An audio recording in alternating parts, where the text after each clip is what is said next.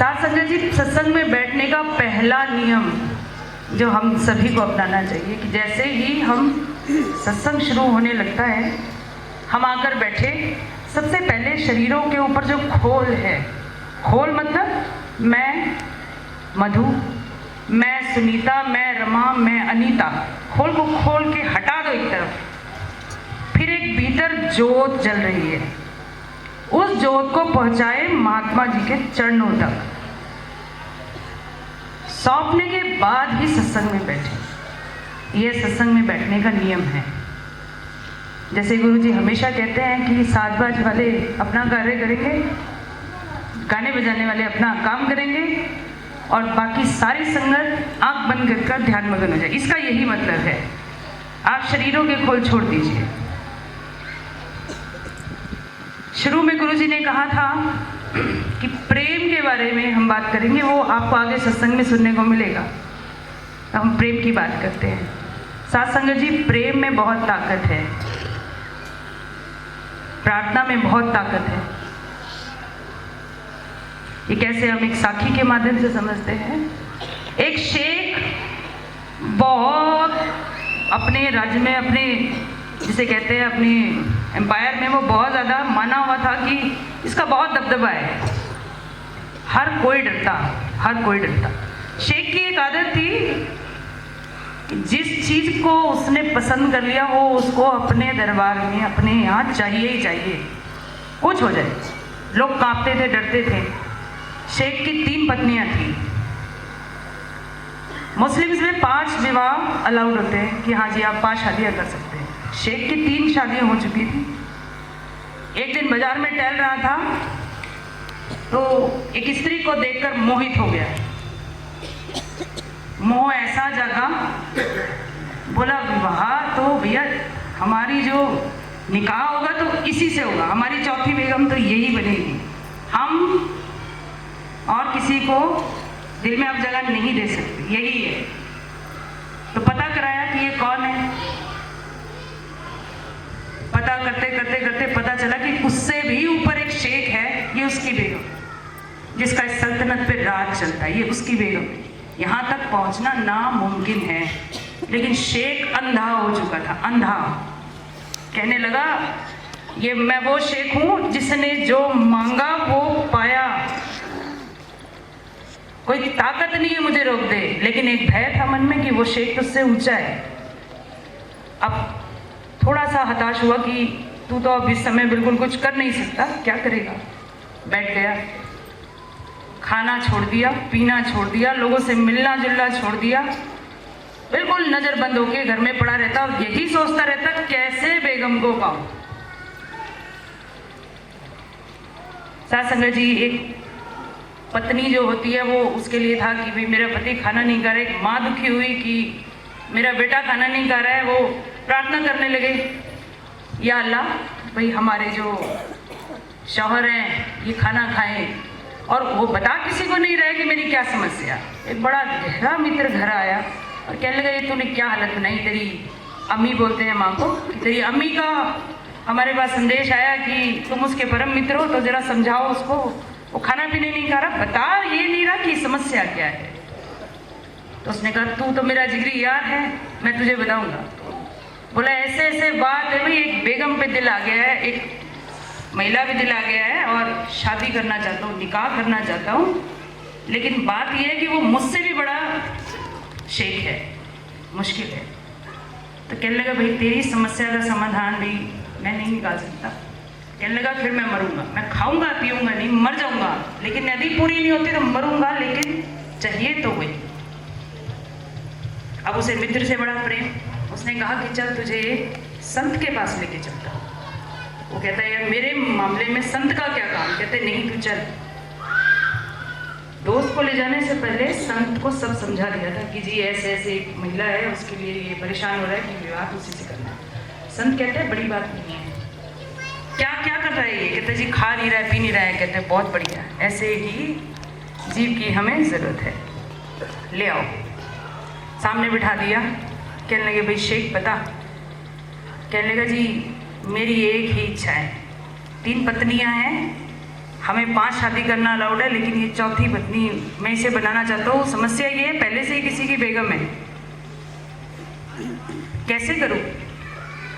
तो संत ने कहा कि देखो तुम मुसलमान, हम हिंदू। कहने लगा मुझे कुछ नहीं दिख रहा है, कौन हिंदू कौन मुसलमान, इस समय तो सिर्फ मेरी समस्या का जो समाधान कर दे वही बड़ा।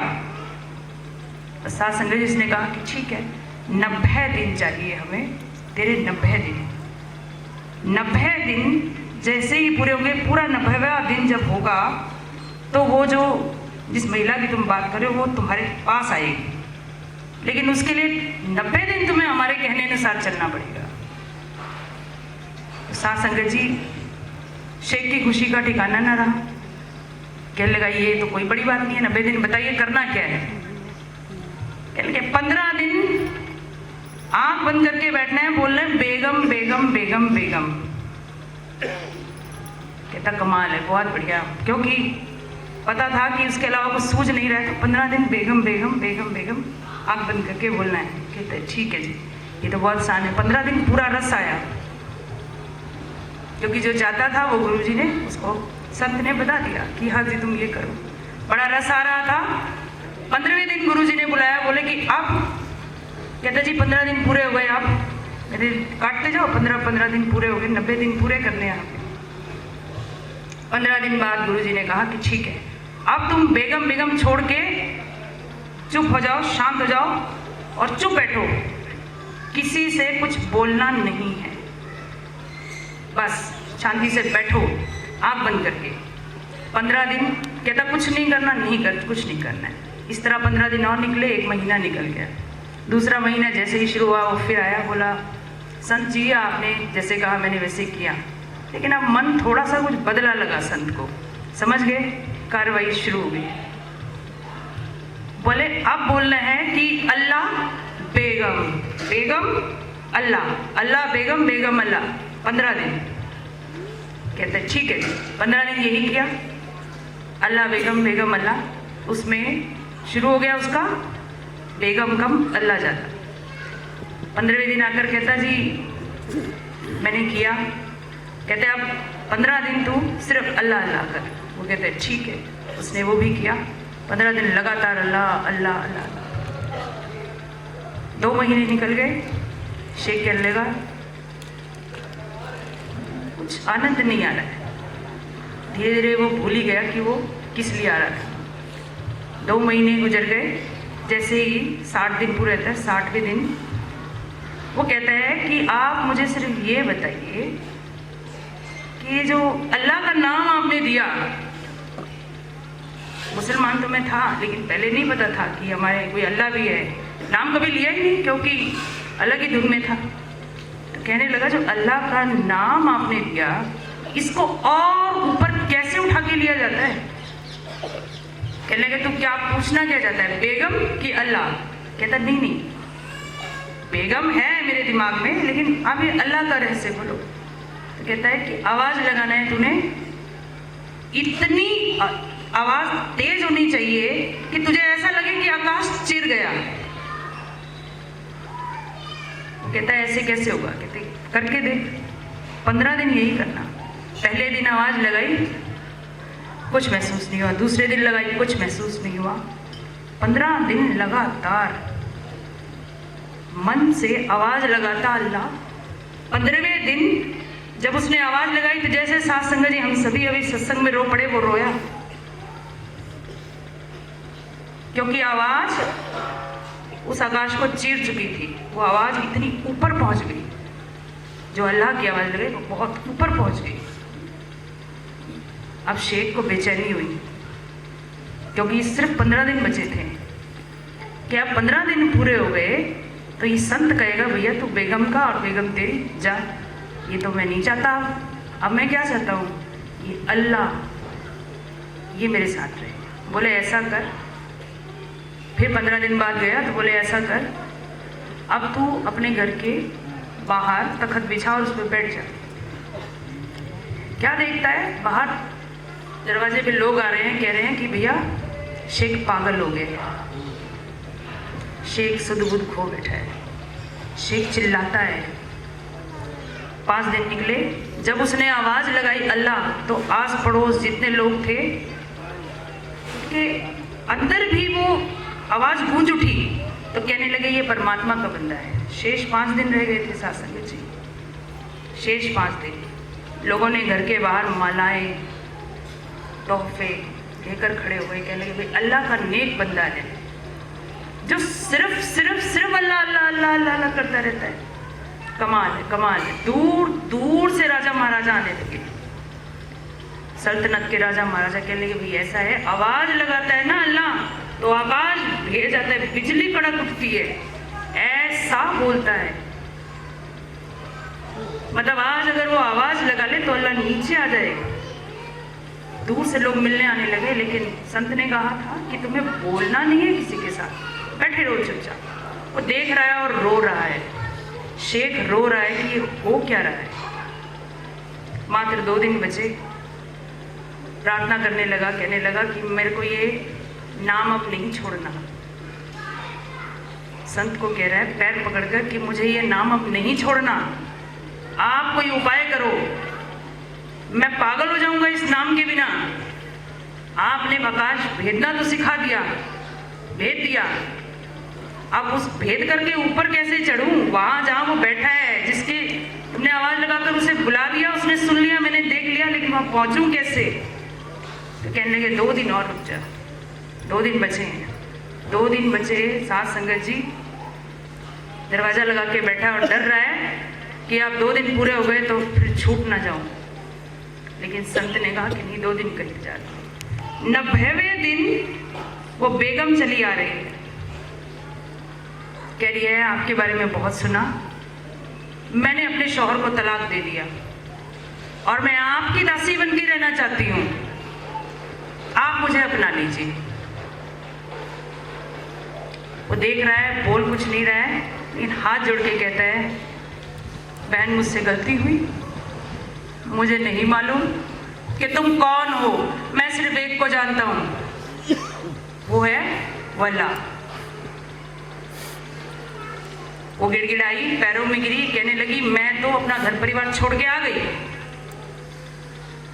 अब आप मुझे अपनाएं। वो कह रहा है मैं नहीं अपना सकता, क्योंकि मेरे तो दिल में कोई और ही रहता है। साथ संगत जी उठकर गया, सब ठुकरा दिया, बैठे रोती रही। वचन, हर वचन पूरा हुआ। संत ने पहले ही कहा था कि वो आएगी 90वें दिन, वो आएगी। वो सब कुछ छोड़ करके पूर्ण रूप से होने आई, लेकिन नहीं, तब तक के तो वो उन चीज़ों को भूल ही चुका था। साथ संगत जी जाकर उनके चरणों में गिरा संत के और कहने लगा कि आप मुझे सिर्फ आगे का रास्ता बता दीजिए, क्योंकि अब इस शरीर को और किसी चीज़ की चाह रह नहीं गई है। संत बड़े खुश हुए, कहने लगे कि तुम्हारे अंदर लगन थी, जब तुम आए तो हमने देखा तुम्हारे अंदर लगन थी, प्रेम था, भाव था, विश्वास था, और जिस व्यक्ति के अंदर ये 5 गुण हो वो परमात्मा को अवश्य रूप से पा लेता है। तो कहने लगा कि तू इसी राह पे चलता रहे, जैसे तूने आकाश को विदाया वो तुझे लेने आएगा, ऐसे ही पुकार कर। तो साथ संगत जी हमारे वर्तमान गुरु, वक्त गुरु दातार बाबूजी साहब बार बार एक चीज कहते हैं कि भैया नाम भजो। हम जब भी पूछते हैं, कोई बात करते तो कहते हैं भजन में बैठते हो।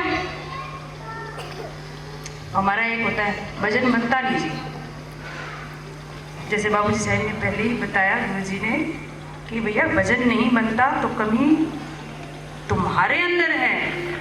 संत सदा सदा से पूर्ण रहे हैं। सासंग जी सचमुच कमी हमारे ही भीतर है। आनंद जी, आनंद, आनंद, आनंद।